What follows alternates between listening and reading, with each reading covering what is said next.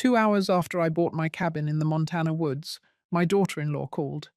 She said, "We're coming with 30 people. Get the rooms ready, get the food ready. No, please, no warning." After 6 years of living like an unpaid maid in their basement, I thought I had found peace. I was wrong. I was still unpacking plates when their cars rolled in like a parade. They barged in, laughed, spilled wine, and treated my home like a cheap motel. So I did what I had never done before. I stood up, and I fought back. But how far did I go to take it all back? I had just finished sliding the last dish into the kitchen cabinet when I heard the first engine rumble up the dirt road. I looked out the window and saw a silver SUV kicking up dust, followed by a line of cars so long it wrapped around the bend near the pine trees. I didn't even have time to sit down or take a sip of water. 2 hours. That was all it took. 2 hours between buying this cabin and becoming their unpaid host again. Maya had called me like she always did. No emotion, no space for reply. Just a cold, clipped voice. "We're coming. 30 people. Get the rooms ready. Get the food ready." And now they were here. Car doors slammed. Voices echoed through the trees. A boy about 10 ran up the porch steps and pushed the front door open before I could reach it. Behind him, 2 women carried tote bags and yoga mats. A man tossed a beer cooler onto my wooden floor like it was a campsite. One woman looked around and asked where the towels were. Another opened the fridge, frowned, and muttered about the lack of oat milk. It was like I had never left that basement. I stood near the kitchen counter, hands still damp from unpacking the last box of plates, and watched them move through my house. They didn't knock. They didn't look me in the eye. They didn't congratulate me. They didn't even say hello. They scattered. Upstairs, downstairs, into the pantry, into the bedrooms. A girl in a pink hoodie flopped face first onto my couch with muddy shoes still on. Maya's aunt claimed the master bedroom without asking. I could hear her telling someone on the phone that the view from the upstairs window was better than she expected. I didn't say a word. Not yet. It's strange, the way silence fills a place. I had only spent 2 nights in that cabin, but I remembered how still it had felt before the invasion. The quiet hum of the wind through pine needles, the slow ticking of the old wall clock I had brought with me from the city, the smell of fresh wood, the faint creak of the porch with every step. All of it was gone now. One of Maya's cousins turned on music from a portable speaker and cranked the volume high. Trevor, my son, walked in a minute later with Emily beside him. She smiled softly at me, her eyes unsure. But Trevor avoided my gaze. He dropped a bag by the stairs and gave me a quick nod like I was a receptionist behind a desk. I counted 33 people. Not 30, 33. Maya had undercounted. Or maybe she just didn't care.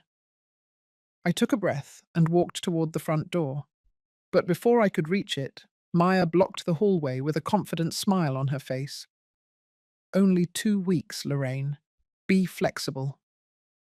Her hand touched my shoulder like a pat on the head. I looked at her, then past her, to the living room that now smelled like spilled wine and cheap perfume. Flexible. I had been flexible when they asked me to move into the basement. I had been flexible when they said it was temporary. I had been flexible for 6 years while I packed school lunches, cleaned their toilets, folded their laundry, and slept in a room without a window. This was not flexibility. This was theft. And I had finally reached my limit. I turned away from Maya, walked into the guest room that was supposed to be mine, and closed the door. I didn't slam it. I didn't cry. I opened the drawer of the nightstand, took out my yellow notebook, and started writing. I wrote the number of people. I listed who took which room. I noted the noise level. I listed who had walked in with muddy shoes, who spilled wine, who had left the bathroom door wide open. Every action, every offense, every detail. Because this time, I wasn't going to stay silent. If you're still listening and you've ever felt like your family forgot who you were, I hope you stay with me. I'm not telling this story to complain. I'm telling it because something happened in that cabin that changed everything. And this time, I was ready. Ready to fight. Ready to reclaim. And most of all, ready to end the silence. I woke up the next morning before the sun touched the tops of the pines. The cabin was quiet for once, but it wasn't peace. It was the kind of silence that comes after a storm has passed through and wrecked everything. I sat up in bed, in the smallest room of the house, the one I had claimed before Maya's people could snatch it. The mattress was thin, and the window barely opened, but it was mine. I swung my legs over the side, stood, and rolled my neck. My body was tired, but my mind was sharp. I had already made the decision the night before. Now it was just a matter of executing it. I dressed quietly, careful not to wake the bodies scattered in the hallway outside. Someone had left their boots in front of my door. I stepped over them. The living room was a mess.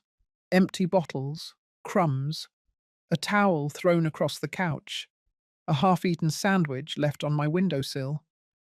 The fridge door was open just a crack. I pushed it closed and wiped the handle with the sleeve of my sweater. Then I walked to the end of the kitchen counter, opened the drawer where I kept my important things, and pulled out my yellow notebook. I flipped to a fresh page. 7:12 a.m. Main bedroom, claimed by Aunt Denise. Guest room 1, Maya's cousin and boyfriend. Guest room 2, 4 teenagers, all under blankets, floor and bed. Living room, 2 more, 1 snoring, kitchen damage, coffee spilled on rug, wine ring on oak table. Fridge, no oat milk, but 5 opened beer cans. I kept writing. I noted what I had seen, what I had smelled, what I had cleaned already. Every time I wrote a line, I felt more in control. I was no longer surviving this, I was documenting it. Then I made the 2 phone calls. First, to Deputy Ruiz. Her voice was steady. She said she remembered me from the ranger station back in the old days. She said she'd be at the cabin by 10, and that I should prepare whatever documentation I had. Second, I called the fire marshal's office. A man named Coleman answered. I told him how many guests were in the house. I mentioned the outdoor grill, the number of cars, the location of the cabin near the trees. He paused for a moment, then told me to expect him by 11. I hung up and placed the phone face down on the counter. The clock on the wall ticked softly. I stared at it for a while, then reached for a roll of tape and began printing. 1 page at a time, I printed copies of the short-term occupancy agreement I had downloaded months ago when I was still fantasizing about renting out a spare room to hikers or writers. It had 3 simple sections: per night fee, damage responsibility, and house rules. I adjusted the amount. I printed 33 copies.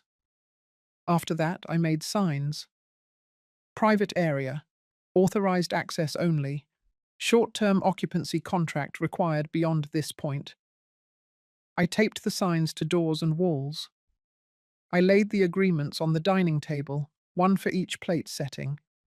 I placed a pen beside every copy. Then I sat down in my chair at the end of the table and waited. The first person to wake up was one of the teenagers. She stumbled into the kitchen, saw me sitting there, and gave a sleepy half smile before reaching for a mug. Then she looked at the table and stopped. "What's all this?" she said, but I didn't respond. More people trickled in. 1 cousin, then another. Maya came down the stairs last, her hair in a bun, holding her phone in one hand and a granola bar in the other. She saw the signs. Then she saw me. Then she saw the stack of contracts on the table. "What is this?" she said. I stayed silent. Trevor appeared behind her, blinking like he had just realized where he was. He looked from Maya to me to the signs. His shoulders tensed. Ruiz arrived at exactly 10. She knocked on the door, but it was already open. She stepped inside, nodded at me, and glanced around. Then she pulled out her notepad. At 11, the fire marshal pulled into the driveway. He wore sunglasses and a stiff expression. He stepped inside, took one look at the room, and said he needed to see the septic permit.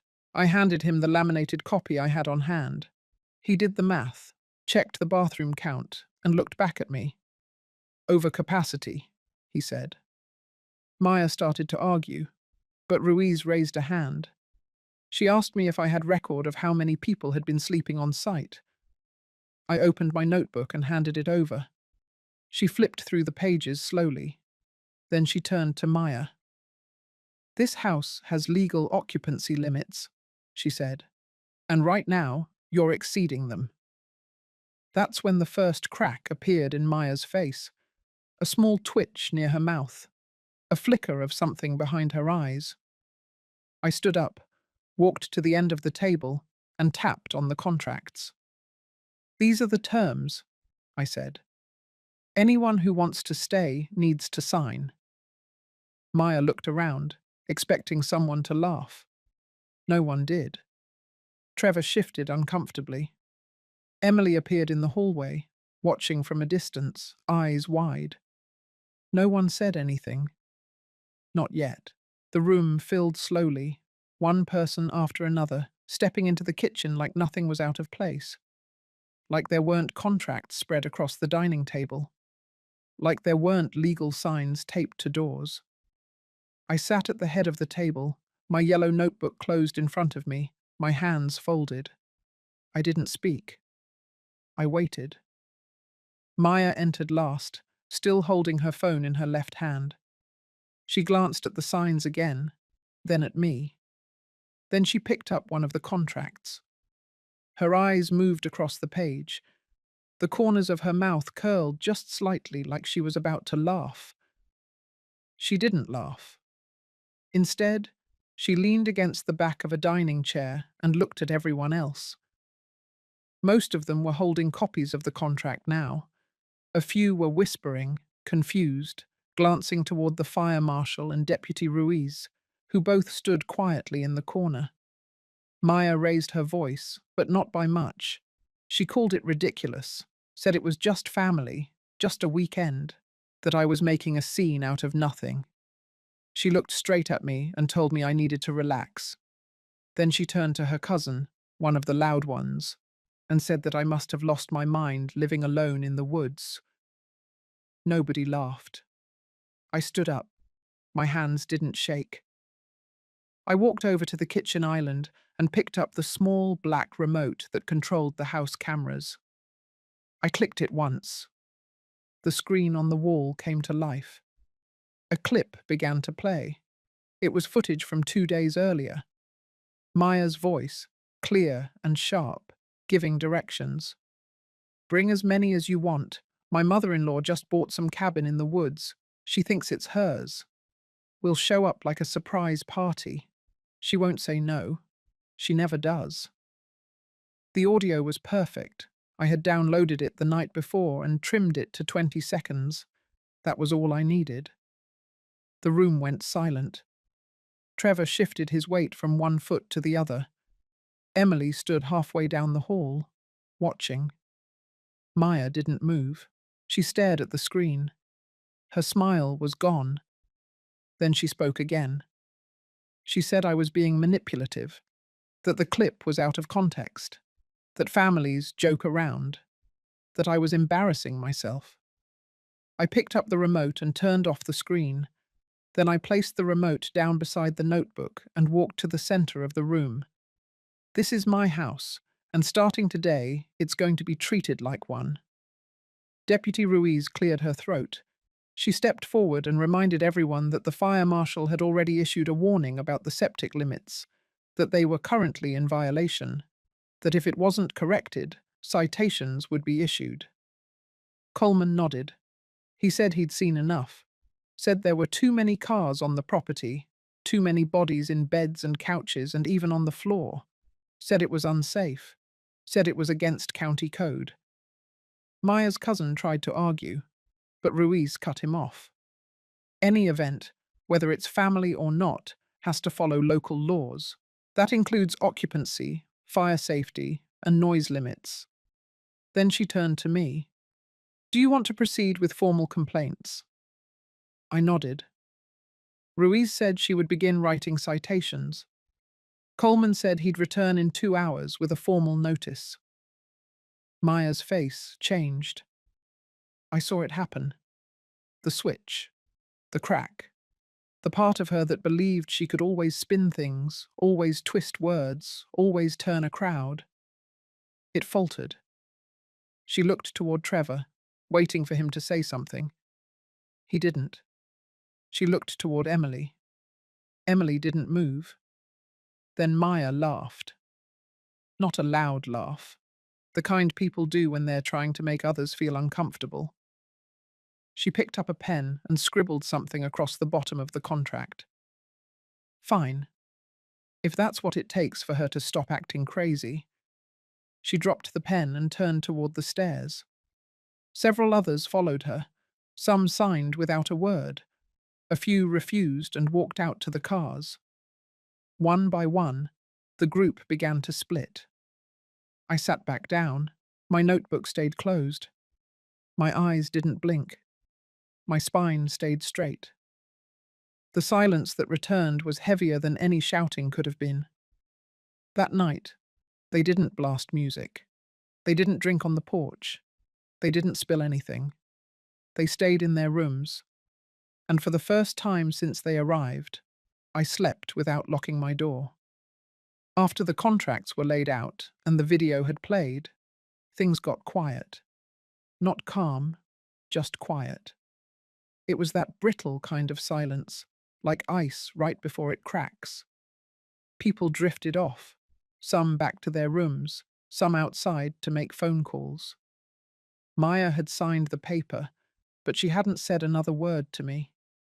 She disappeared upstairs, and I could hear the bedroom door close harder than it needed to. I didn't follow her. I didn't explain. That part of me was done. I stayed at the table, gathering the leftover papers, stacking them neatly. One pen had a cracked cap, another had a chewed end. I replaced both. Then I walked through the cabin, checking every posted sign to make sure nothing had been peeled off or moved. Upstairs, someone was whispering angrily into a phone. A woman's voice, sharp and fast. I caught my name once, then it cut off when she realized I was nearby. By the time I made it outside, the wind had picked up. It swept through the trees like it had something to say. I stood on the porch for a long time. The forest had that stillness I used to love, but now it felt like the whole mountain was holding its breath. At noon, I made lunch. Nothing fancy. Just soup and bread. I didn't invite anyone. I left it on the counter with a note. Help yourself. Only 3 people came to the table. Emily was one of them. She didn't say more, but she brought her bowl back when she was done and washed it without being asked. That small gesture meant more than anything her parents had done in years. By late afternoon, the unease had turned into tension. Maya came down, dressed sharp this time, makeup on. She looked ready for a stage, not for a conversation. She didn't speak to me directly. She gathered a group of her friends and went out to the deck. I watched from the kitchen as she pointed at the posted signs and laughed with the others. One man was filming her with his phone. She pulled out a mic, clipped it to her shirt, and began recording something of her own. Her voice carried into the house, louder than necessary. I could hear phrases, words like overreaction, mental decline, toxic behavior. I heard my name again. Then came the part that turned my stomach. She pointed toward the house and said she had tried to help me for years, that I had rejected family support. that I was lashing out because I couldn't handle being alone. I didn't storm out there. I didn't yell. I walked to the hallway closet and pulled out the second security camera box. I had installed it in the back just last week, covering the deck. I opened the app, hit record, and documented every word she said. It was slander, public, deliberate. Later that evening, I forwarded the clip to Fire Marshal Coleman and Deputy Ruiz, along with a copy to my attorney. It was a short email, no commentary, just the facts. That night, I barely slept. I lay awake listening to footsteps upstairs, water running, someone coughing near midnight. At 3 in the morning, a door slammed. At 4, I heard voices outside. At 5, I got up. I stepped outside and found cigarette butts on the porch. Wine bottles lined up on the railing like trophies. Someone had scribbled on the wooden railing with a marker. Inside, the kitchen smelled sour. I opened the trash and found food mixed with cans, napkins soaked in grease, and what looked like melted chocolate all over the floor near the fridge. I didn't speak. I didn't write it down. I cleaned it. Slowly, silently. But I wasn't doing it to keep the peace. I was documenting every damage for the cleaning invoice I'd already begun drafting. Around 7, Maya came down. Her phone was in her hand. She looked like she hadn't slept either. She saw me near the sink and walked past without a word. But her voice carried into the living room. She told someone on the phone that I was spiraling, that I had called law enforcement on my own family, that I was acting like a bitter old woman, desperate for control. I didn't turn around. I opened the cabinet, reached for the small binder where I kept hard copies of all legal notices and permits, and slid in the printed screenshot of her video. She might have had a bigger voice, but I had better records.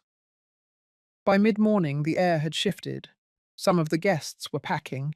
Suitcases rolled over the gravel. Car doors slammed again. But this time, no one was smiling. A few people made excuses, work, emergencies, travel delays. But I knew what it was. The performance was over. The crowd was leaving. Maya still tried to keep control. She gathered those who remained and gave some sort of pep talk. I couldn't hear every word, but it was the same tone, the same confidence, as if she still believed she could spin this back around. That's when Mr. Callahan showed up. He was my neighbor, a man in his 70s who had lived in the next clearing over for more than 3 decades. He'd seen the parade of cars, the music, the fire pit smoke. He knocked once, stepped inside and tipped his hat. He told me the noise had reached his property line, that his dogs hadn't slept in 2 nights, that he had spoken to the county before, and if I needed him to file a statement, he would. I thanked him. He said he liked things quiet out here, said that people forget this isn't the city. Out here, things echo. Out here, people notice. He left with a nod, and with that, the line between family and witness became clearer than ever. I stood on the porch after he left, watching Maya's guests fade into the tree line. They came with wine and speakers and stories. Now they left with excuses. And Maya, standing alone on the deck, was still holding her phone, still pretending. But her voice was starting to crack. By late morning, the air in the cabin felt thick, like something invisible had settled in every corner. Tension clung to the walls. Even the sound of footsteps across the wood floor seemed quieter, as if everyone inside had realized the rules had changed. No one blasted music that day. No one laughed loudly. Most kept to themselves. But it wasn't peace. It was pressure. I sat at the dining table, the yellow notebook in front of me again. Pages already filled. I flipped to a blank sheet and wrote the date at the top. Then I noted the time. 10:43 a.m. A few more cars had left just after sunrise. I recorded license plates, counted bags, even logged the trash left behind. I wasn't obsessing, I was preparing. At 11 o'clock sharp, a white truck pulled into the driveway. Fire Marshal Coleman stepped out, clipboard in hand, eyes scanning the property. He wore the same expression he had when he first visited. Professional, detached, focused. Behind him came a second vehicle, county code enforcement. I had not called them again, but apparently word travelled fast in towns like this. Coleman didn't knock. He walked straight to the porch, gave a polite nod, and spoke loud enough for anyone nearby to hear.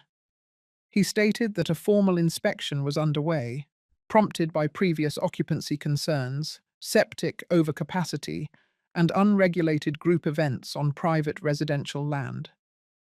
That was the moment Trevor finally stepped forward. He came out from the side of the house where he had been talking on the phone, his face pale. He told the marshal it was just a family gathering. He said it wasn't a rental, said no one paid to be there, that it was all a misunderstanding. Coleman listened, but he didn't nod. He asked to see the septic permit again, which I handed over. Then he pulled out a printed map and began comparing headcount estimates to system capacity. He pointed out clearly that the approved number was 8, maybe 10, with short stays. Not 30, not 43, which was what he estimated had stayed overnight across 2 days. Deputy Ruiz arrived minutes later in uniform. She stepped out of her cruiser with her tablet in hand. She greeted me with a nod, then turned to Coleman and began taking notes as he spoke. Trevor tried again to explain, but his voice lost steam. He looked toward the deck, maybe expecting Maya to come out and take over. She didn't. Instead, she stood behind the living room curtains, watching. I could see her shadow, frozen in place. Ruiz asked if I wished to file official complaints related to trespass, safety violations, and property misuse. I said yes.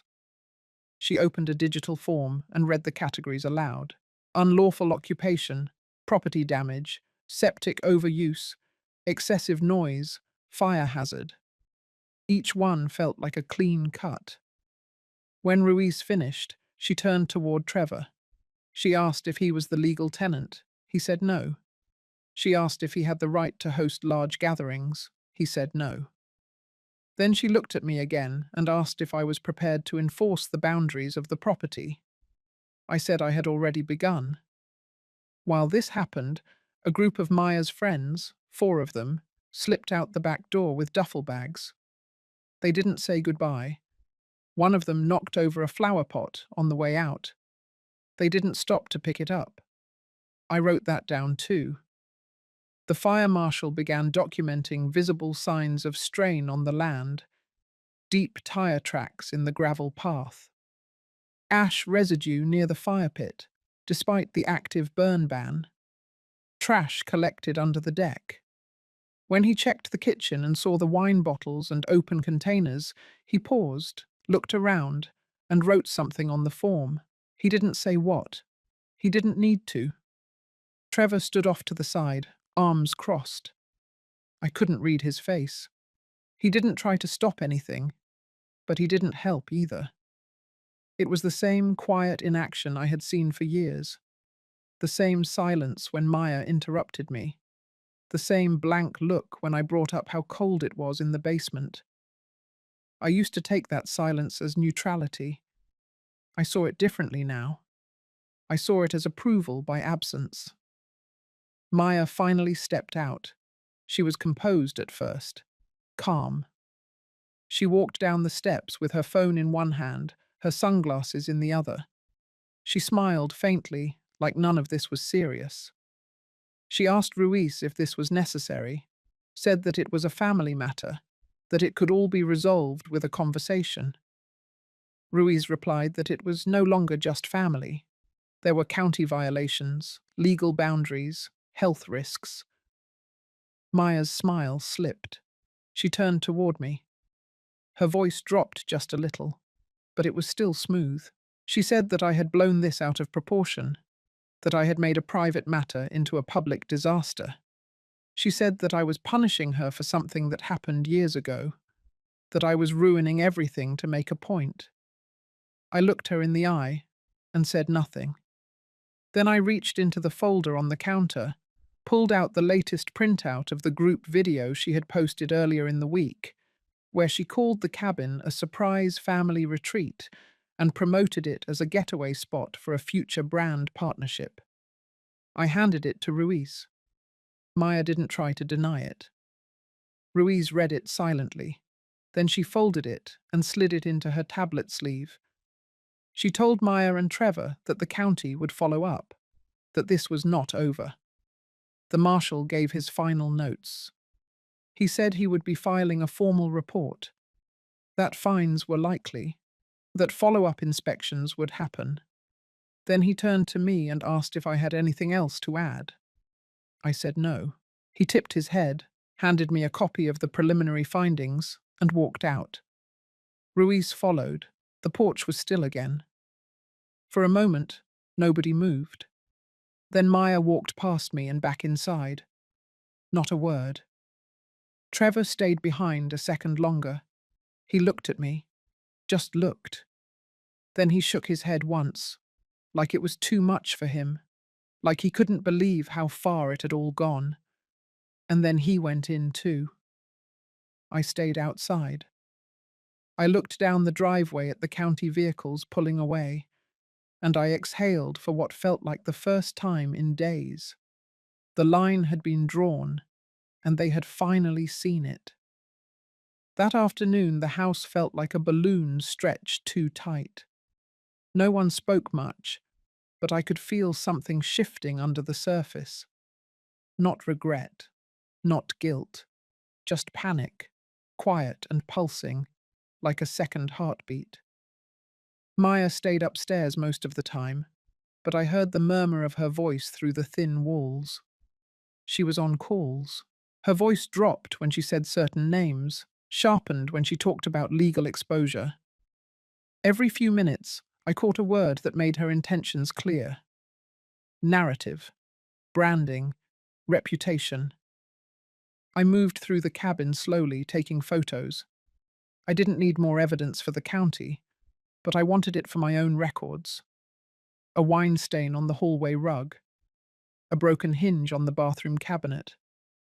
My name scratched faintly into the top of the coffee table with a key or coin. I sent the photos to a folder in my cloud storage, labeled clearly. Cabin damage. Week 1, around 2, Maya emerged.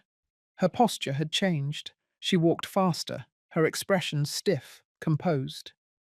She wasn't the same person who had smirked through the contracts 2 days ago. This version of her was still proud, but thinner, forced. She sat on the couch and opened her laptop. Trevor joined her after a few minutes, standing behind the screen like he wasn't sure if he should sit or leave. Emily stood nearby, holding her sketchbook, but not drawing. Then Maya started recording. She didn't announce it, but I recognized the setup. Frontal camera, natural light angled across her face, voice trained to sound polished but personal. She started speaking. Not to me, to her audience. She spoke about family, about conflict, about boundaries and mental health and being misunderstood. She made herself small in the story, just a daughter-in-law trying to help. She painted me as someone unraveling, lonely, angry, unwilling to accept love.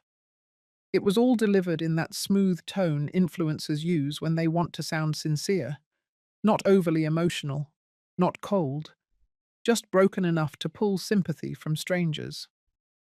She didn't mention the fire marshal. She didn't mention the county. She didn't mention that she had violated multiple codes or that her guests had left without saying goodbye. I let her finish. I waited 10 minutes, then went to my room and opened my laptop. I uploaded the audio files I had saved from her deck conversation the day before. Then I sent them, along with the photos of property damage, to her event sponsor.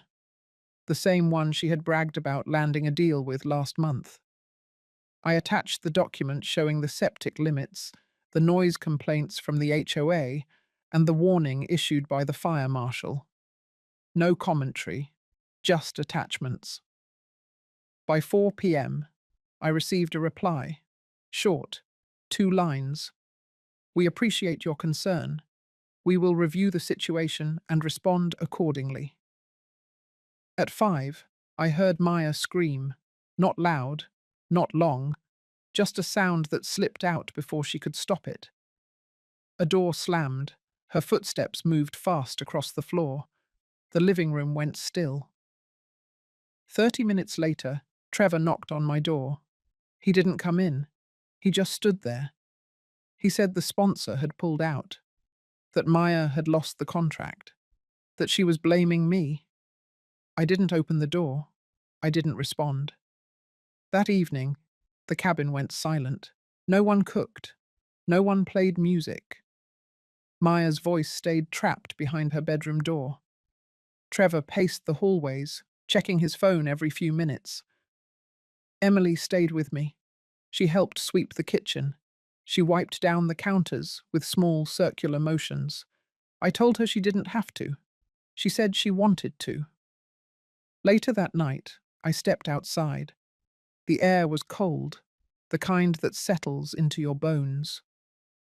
I stood on the porch, arms crossed, watching the last pink edge of daylight vanish behind the trees.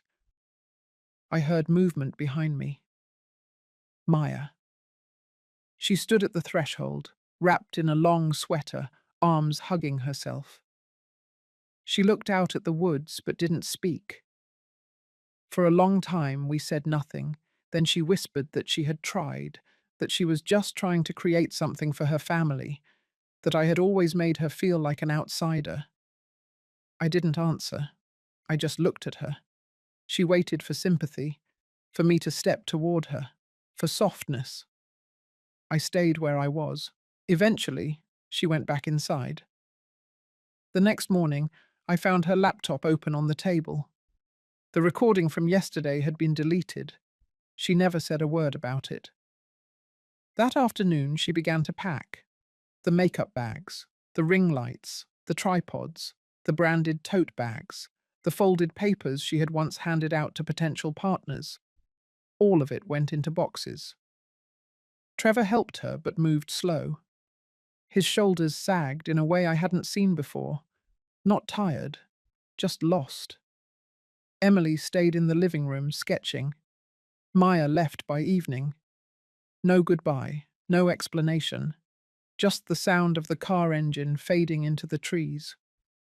Trevor and Emily remained. And for the first time in nearly a week, I sat at the table with a full mug of coffee and didn't have to brace myself for what came next. The noise was gone. The walls breathed again. And I knew the worst was finally behind me. By the time the sun broke through the clouds the next morning, the cabin already felt different. Lighter, still, but not in the same way as the days before. This stillness was earned. It wasn't forced down by tension. It was the silence that follows a storm, when things are broken, but breathing again.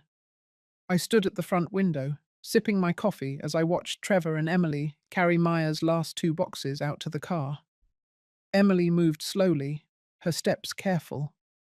She set the box down in the back seat like it carried something fragile. Trevor didn't say anything as he closed the trunk. He just looked at the gravel, then at the trees. Then he walked back to the house without glancing my way. Maya was gone.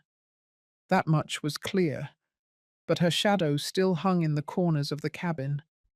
I could feel it in the smudges on the glass door, in the scent of perfume that still clung to the hallway. In the silence Trevor carried with him as he passed by. I had no intention of trying to fix what they had broken. Not yet. That would come later. First, I had to finish what I started. The invoice had been sitting on my desk since the night before. I had documented every item. I had triple-checked every line. The broken drawer handle in the guest bathroom, the stained throw blanket on the couch, the crushed lavender bush outside near the fire pit, every bottle cap left in the flower beds. I listed them all: the hours of cleaning, the time spent on the phone with county officials, the loss of use, the fine I would be paying myself for the burn ban violation they caused. I wasn't doing it to be petty. I was doing it because consequences mattered, because ignoring damage was what let people cause more. By 9 o'clock, I sent the invoice, one copy to Maya's email, one to her management contact, the one listed on her digital portfolio. I attached images. I attached the formal violation notice from the county. I did not write a message. I also sent a separate packet to the HOA, not to escalate, just to notify, as required. An hour later, my phone buzzed. I didn't pick up. I let it vibrate against the table. Then again. Then again. 3 calls in 10 minutes, all from Maya. Then the messages came. The first was cold, demanding proof, demanding itemization, claiming emotional distress. The second was longer, sharper, words about family, about betrayal, about legality. She used the word defamation. I didn't respond. Trevor stayed quiet that morning. He sat on the porch for a long time, his back hunched, elbows on knees. Emily sat beside him, saying nothing, just drawing again.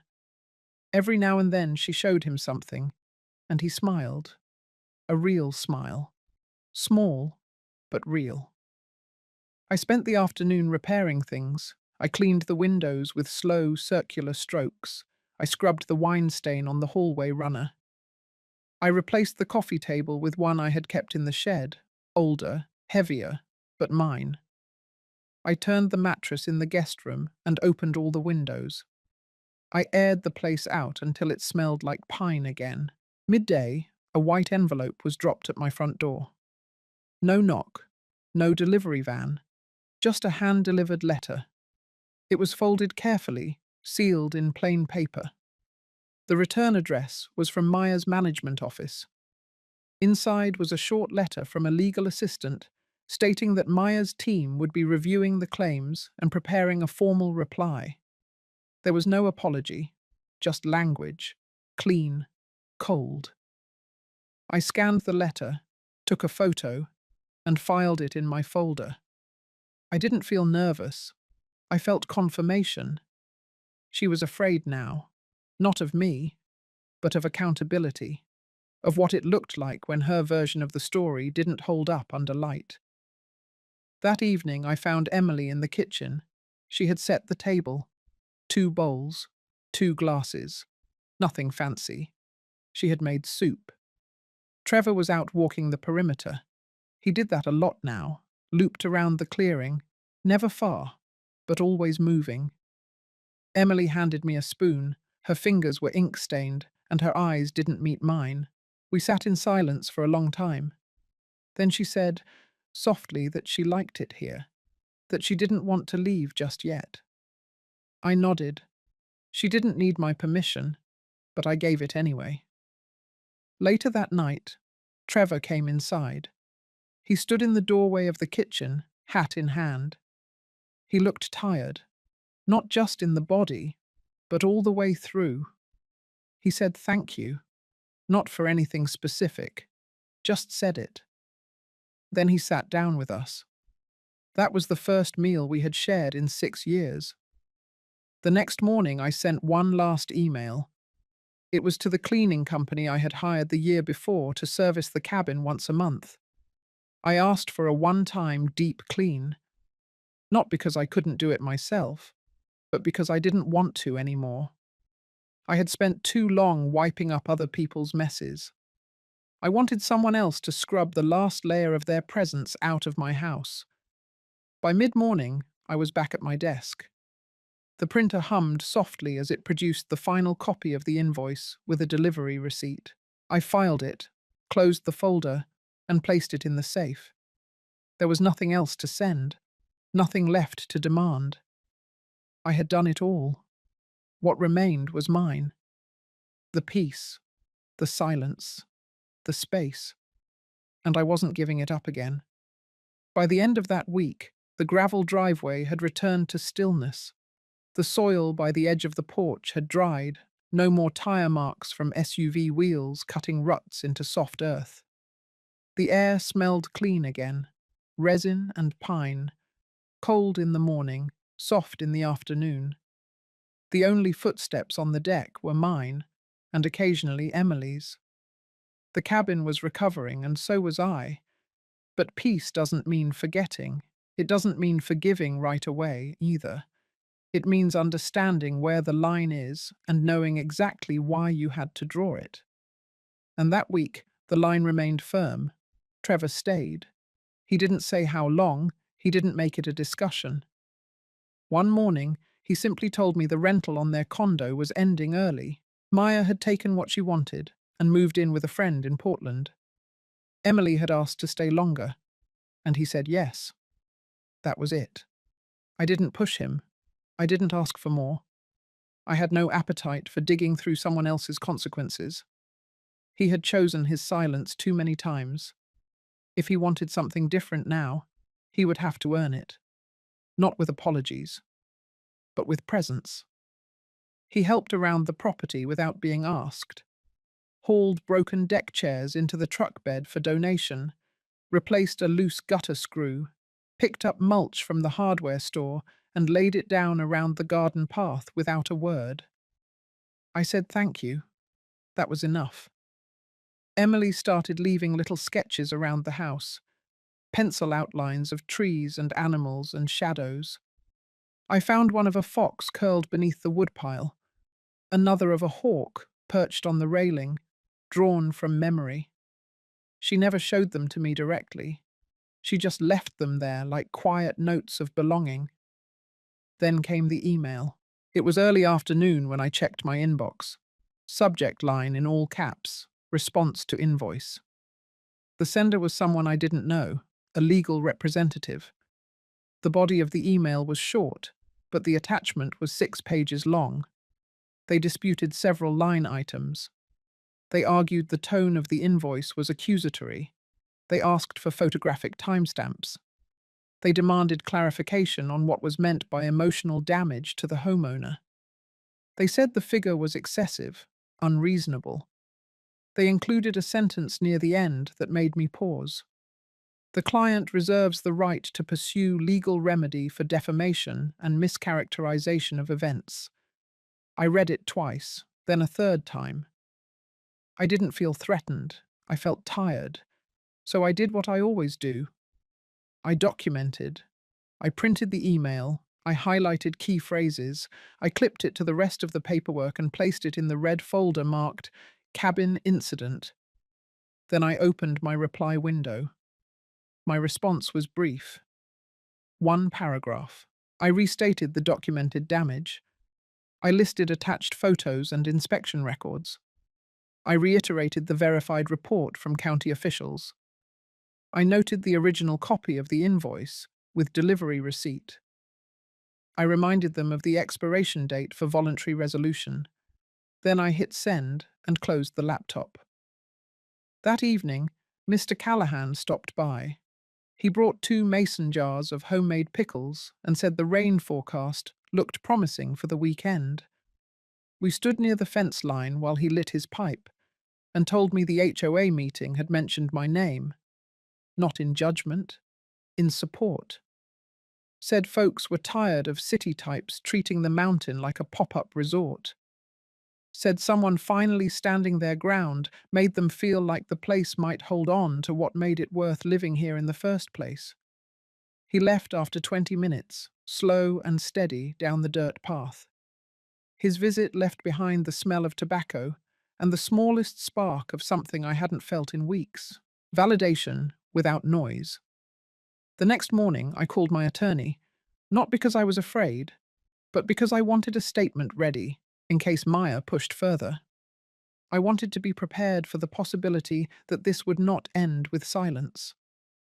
She answered on the 3rd ring and said she had already read the response. She wasn't surprised. She said people like Maya relied on intimidation through implication, that they rarely followed through because their case was thin once you stripped the emotion out of it. She told me I had done everything right.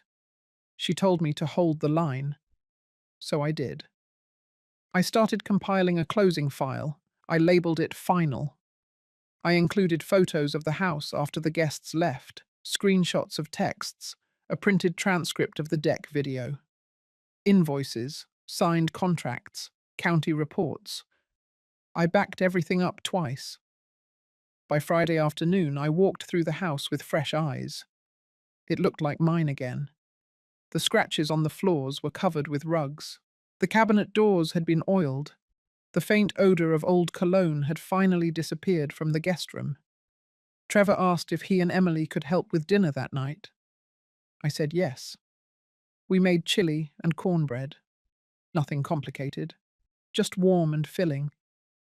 We ate on the porch, and the wind came through the trees gently. Emily sat cross-legged on the step, sketching something I couldn't quite see. Trevor cleared the plates without being asked. For once, I didn't feel like I was hosting. I didn't feel like I was tolerating anything. I felt still and whole. That night, as I turned off the lights and locked the doors, I passed the wall where a small nail had been left behind after someone took down one of Maya's framed quotes. I didn't cover it. I let it stay. A quiet reminder that this house had been reclaimed, not just cleaned or restored, but taken back, piece by someone who had finally learned to say no and mean it. The invitation came on a Tuesday morning, slipped into my inbox like a dare. A digital card with gilded edges and a header in oversized script. Trevor and Maya cordially request your presence at a private estate dinner. Limited guests, formal attire, no children. I stared at it for a long moment. The location was a high-end vineyard an hour outside of town, a place people rented for baby showers and influencer weddings. It felt more like a set than a setting. But what caught my attention wasn't the venue, it was the guest list. I recognized names: investors, journalists, two real estate agents, and a woman who ran a podcast about high-earning women reclaiming their narratives. That last one made me smile. Maya never missed a moment to paint herself as the bruised visionary. I closed the invite without responding. That afternoon, Trevor called. He said the dinner was important. He said it was about rebuilding trust and rebranding their public image. He said the guest list had already been finalized and it would mean a lot if I came. I let him talk. When he paused, I said only this: I'd be there, but I'd be arriving on my own terms. And I hung up. Friday evening arrived with the kind of golden light that made people believe in second chances. The vineyard sat on a bluff overlooking wide rows of Cabernet grapes, their leaves starting to turn the soft rust color of early fall. A string quartet played near the patio. White tablecloths fluttered under lanterns.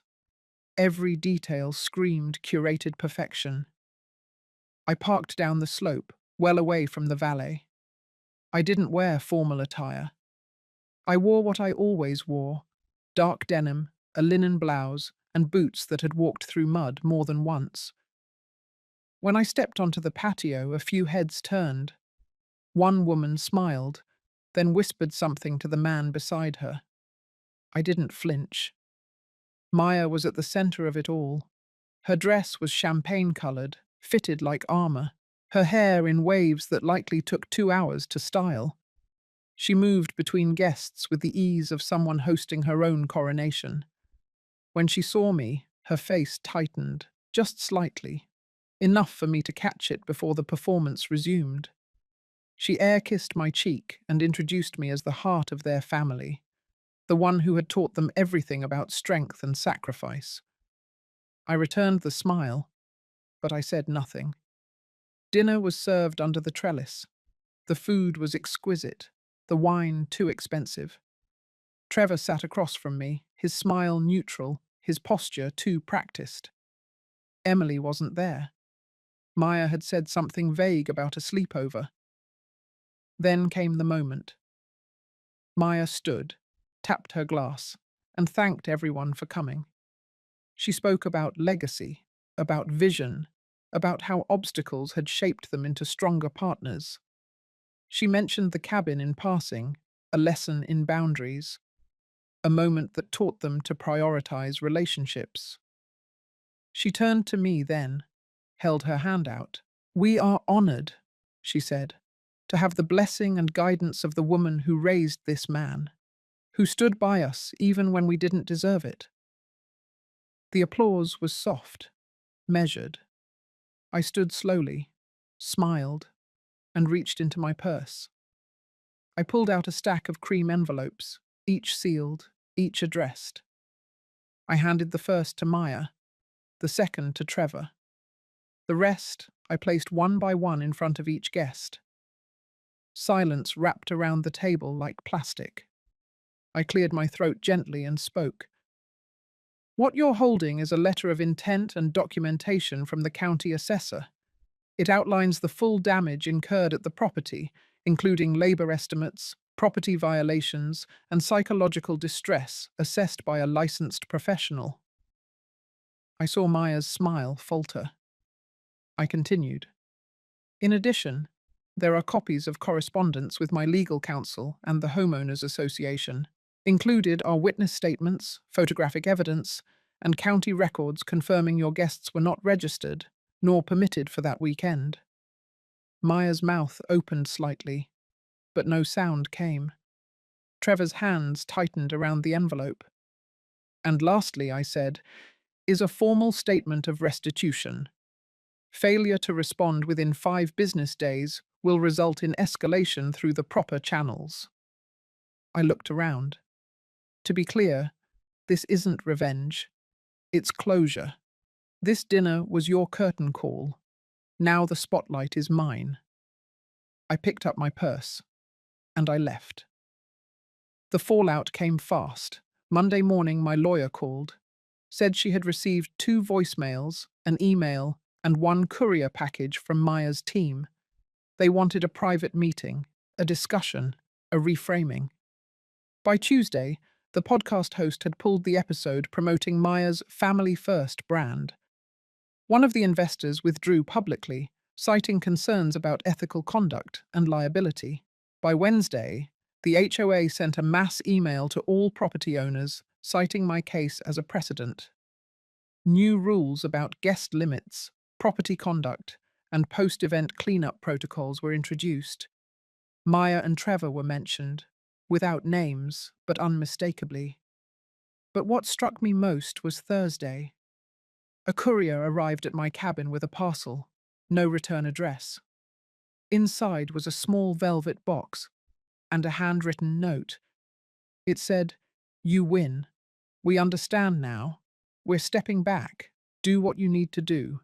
No signature. Just that. I placed the box on the shelf. I didn't open it. Some things are better left wrapped in silence, and some victories don't need parades, just a full night's sleep and the sound of your own breath steady in your chest. I finally exhaled, and for the first time in a long time, the cabin felt like mine again. Not just the structure, but the air, the soil, the rhythm of the trees. And in that stillness, I smiled. The morning after the dinner felt quieter than usual, but not in a peaceful way. The kind of quiet that sits too neatly, like a table set before a storm. I brewed coffee, poured it into my favorite mug, and stepped out onto the porch of my cabin. The sky held a pale haze, and the air was still. I watched the trees for a moment, half expecting something to move, to crack, to shift. But nothing did.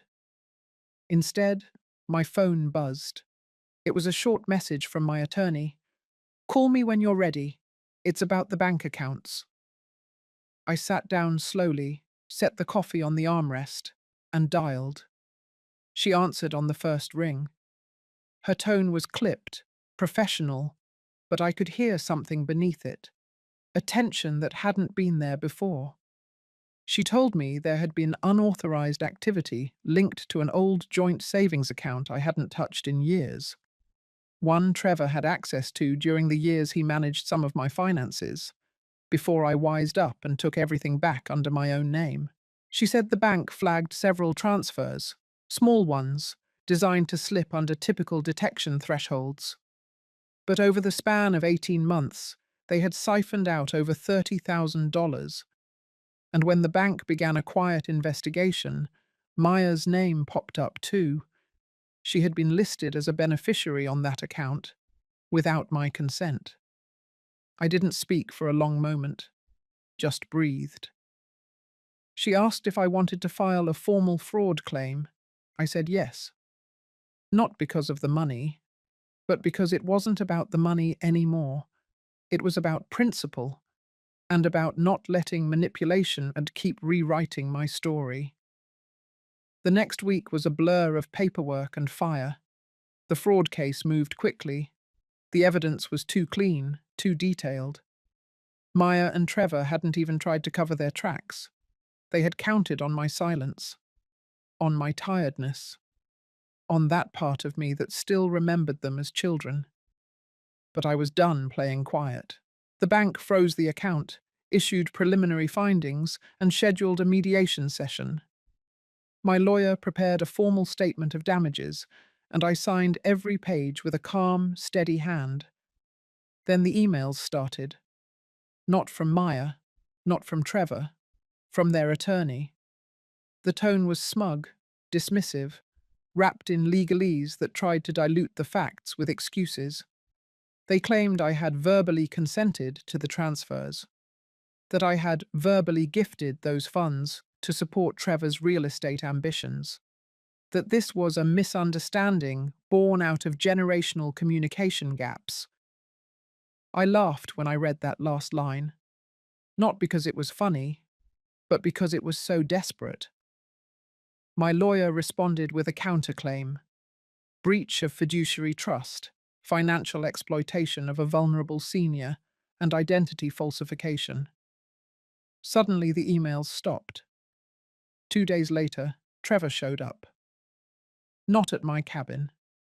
At the county clerk's office. I saw his name on the visitor log.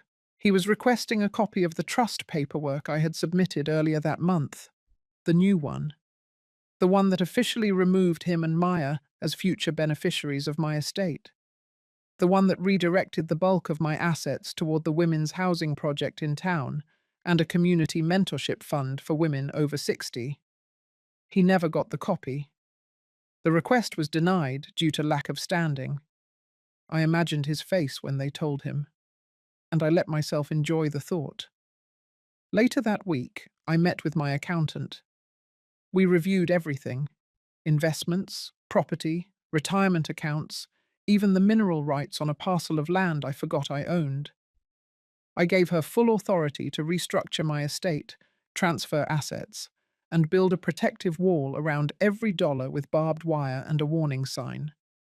She looked at me after an hour and said, "You're the most prepared client I've had in 15 years." I just smiled. I wasn't preparing to die. I was preparing to live, on my own terms, without the lurking fear of being watched, weighed, or worn down. And then came the phone call. From Emily's school. It was the principal. She said Emily had been pulled out midweek without notice, that Maya had shown up, signed some paperwork, and vanished with her. No explanation, no forwarding address. I hung up and sat in silence. That was the part that hurt the most, because Emily hadn't even said goodbye. And I knew why. She wasn't allowed to. That night, I walked out to the edge of my property, past the vegetable beds, past the chicken coop, past the wooden archway I'd carved by hand one winter when the snow kept me inside for too long. I stood there as the stars began to break through the clouds, and I let the ache settle. This wasn't a fairy tale ending. There was no ribbon tied neatly at the top. But there was power in this moment, in knowing I hadn't lost myself in their chaos. in knowing I had drawn a line and stood firm. They had taken money, but they didn't take my name. They had taken access, but they didn't take my home. They had tried to take my legacy, but they didn't realize it had already changed form. It no longer lived in bank statements or property deeds. It lived in the quiet, in the soil, in the way I moved through the world without apology now. And maybe, someday, Emily would find her way back to that. Maybe one day, she would remember the woman who kept her warm during the storms, and maybe she'd understand why I had to let go. Not to punish, but to survive. And in surviving, to begin again. 3 weeks passed, long enough for the town to stop whispering, long enough for Trevor to stop calling, long enough for me to remember what a deep breath felt like. The mornings were still cool in the Oregon woods, and I woke each day to a silence that didn't sting anymore. It wrapped around me like a wool shawl, soft and earned. I no longer waited for footsteps on the porch, no longer looked at my phone to see if Emily had sent something, anything, a photo, a note, a sticker. She hadn't, and I had stopped reaching out. That didn't mean I didn't love her. It meant I had chosen to stop pouring into a cup with a crack down the middle. Because in the end, no matter how careful, the water always leaked through. One Friday afternoon, I received a letter, a physical one. White envelope, handwritten address, no return name. But the handwriting, I knew it immediately. Emily's. Inside was a folded piece of notebook paper, torn from one of those spiral-bound pads I used to help her organize for school. It was short. No date, no greeting. It read, "I'm okay. I miss you. I'm sorry I can't talk right now. I'll find a way. Please don't stop waiting for me." It wasn't much, but I held it like it was a treasure map. I didn't cry. I just sat with it. For hours. And for the first time in a long while, I let hope breathe next to me. The following week, I received notice from my attorney. Trevor and Maya had filed a motion to dismiss the fraud case. They were now claiming that I was mentally unfit when I signed the revised trust. It was laughable. They even submitted a doctor's note, one that had never involved a single meeting with me. A paper diagnosis. My attorney smiled when she told me. She said, "This is what people do when they have no defense left. They throw mud and hope it sticks." But I had already cleaned my walls. We filed our response the next day, along with letters from my doctors, my accountant, my notary public, and 2 neighbors who had witnessed my clarity and independence.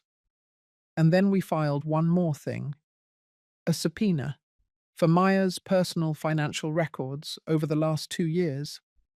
I didn't need to guess what we'd find. On the morning of the mediation hearing, I dressed in navy blue slacks, a cream blouse, and the same boots I wore the day I walked out of Trevor's house. I drove myself. No assistant, no escort, no dramatics, just me. The meeting was held in a neutral office space, long glass walls, a wide conference table, 2 lawyers per side, a mediator seated dead center. Maya arrived before Trevor. Her face was tight, her jaw locked, her movements stiff. She didn't look at me once. Trevor came in 5 minutes later. He looked smaller, not physically, just less full of himself. And that was all the energy I gave them, because the paperwork did the rest. Over an hour, my lawyer went line by line, transfer by transfer, signature by signature. The mediator listened, nodded, asked for clarification. When it came time for Trevor's lawyer to speak, he barely lifted his voice.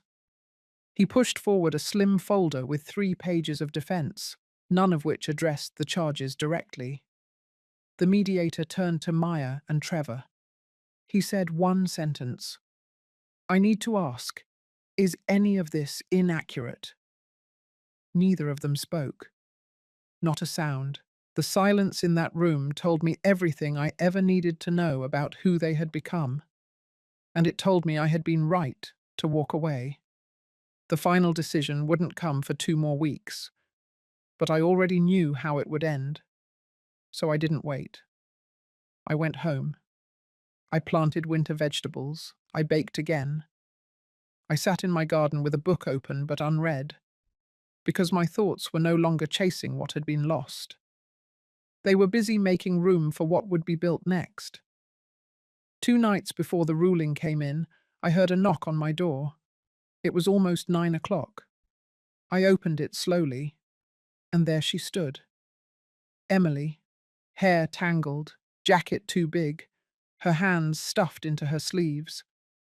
She looked up at me and didn't say anything at first. Then she whispered, I ran away. I couldn't take it anymore. I opened the door fully. She stepped inside. We didn't speak. I didn't ask her anything. I just wrapped my arms around her. And she didn't let go. Later, over tea, she told me the truth about how Maya screamed at her for asking about the letter, about how Trevor didn't speak to her unless it was about grades, about the cameras installed in her bedroom, supposedly for safety, about the money they had promised her in the future, only if she stayed silent. I sat and listened, and I didn't interrupt. When she finished, she asked quietly, Can I stay with you? I nodded. You never even had to ask. It didn't fix everything, but it changed the shape of the road ahead. For the first time in a long time, I wasn't just standing still, I was walking forward. And this time, I wasn't walking alone.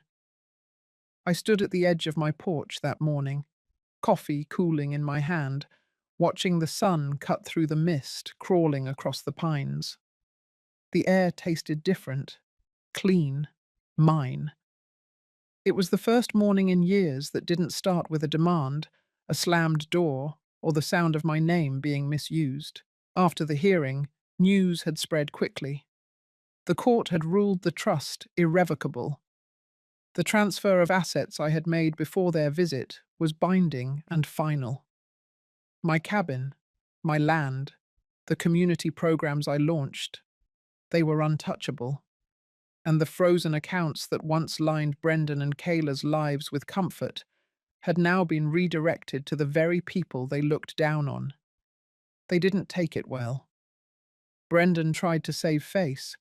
He called, left long voicemails pretending it was all a misunderstanding, that he missed me, that Kayla had pressured him, that the kids wanted to see me.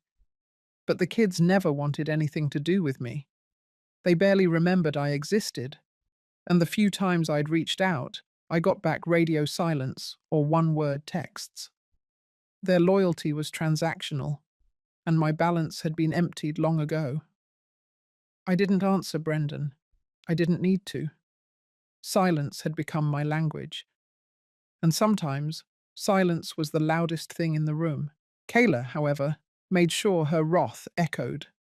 She blasted me online, accusing me of elder manipulation, hiding money, controlling the family through fear. But no one bought it. Not after her fraud came to light. Not after the investigator's report exposed how she coached Brendan into filing power of attorney documents I never consented to. Not after they saw the videos from the cabin's cameras, the ones I had installed, quietly right after I moved in. She vanished after that. Their fancy home went on sale. Their cars disappeared from the driveway. I heard through the grapevine Brendan was applying for jobs again. Real jobs. Not the kind that come with a private office and no responsibilities, but jobs where you clock in and earn every dollar. It felt like poetic symmetry. The son who once told me I was too old, too useless, now forced to build from scratch. The daughter-in-law who screamed that I had nothing, now stripped of the power she thought money guaranteed. But revenge wasn't the end. That wasn't what this was for me. I started walking into town more. People waved now, some stopped to chat. I helped the librarian set up a reading circle for women over 60. I signed the deed for the non-profit that would use the land behind my cabin to build small homes for older women left behind. Women like me. And then one day, Martina showed up again.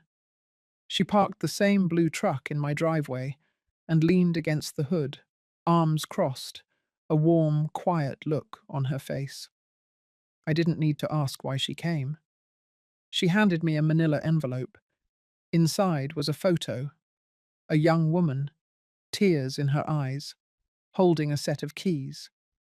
She had been one of the first applicants accepted to the housing program, a survivor, a mother, a woman who had been sleeping in her car for nearly a year. She had a home now, a place to start again. I stared at the photo until the sun dipped below the treetops. This was it. This was the legacy I had waited a lifetime to create.